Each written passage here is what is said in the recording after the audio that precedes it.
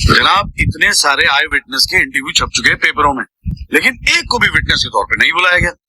Sir NDTV पे पूरे 1 घंटे का प्रोग्राम था इसके बारे में, और स्टार क्या था, वो कौन सा, वो वी द पीपल। हाँ उसमें एक मिनट हाँ, क्या नाम क्या बताया आपने? जी जगदीश त्यागी जी, जॉली जॉली कहते हैं मुझे। हाँ, कहाँ से एलएलबी की आपने? जी लॉ कॉलेज मेरठ। तो वहाँ आपको किसी ने सिखाया नहीं कि कोर्ट के अंदर मीडिया रिपोर्ट को एडमिसिबल एविडेंस नहीं मानते हैं? फिर यहाँ खड़े होकर रामायण क्या सुना रहे हो मुझे? तो चलिए समझते हैं आखिर ऐसे क्यों होता है। चाहे जैसिका लाल मर्डर केस हो या आरुषि तलवार मर्डर केस या फिर सुशांत सिंह राजपूत की मर्डर मिस्ट्री सॉल्व करने का काम मीडिया ने बखूबी किया।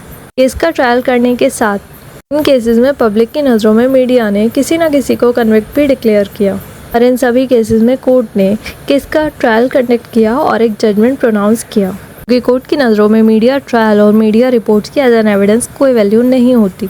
इसको आसान भाषा में समझने के लिए सोचिए आपने एक न्यूज़पेपर पढ़ा और उसको पढ़ने के बाद आपको पता लगा कि इस एरिया में एक मर्डर कमिट हुआ है और न्यूज़पेपर की रिपोर्ट के अकॉर्डिंग एक्स ने वाई का मर्डर किया।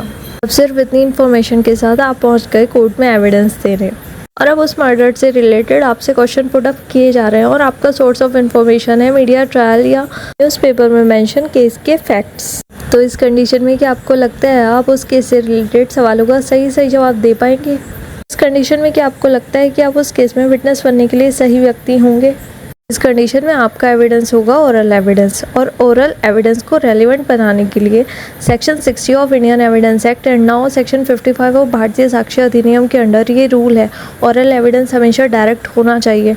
मतलब अगर आप उस केस में एविडेंस देने आए हैं तो आप खुद वो क्राइम होते हुए देखा हो, तो उस कंडीशन में आप एविडेंस दे सकते हैं।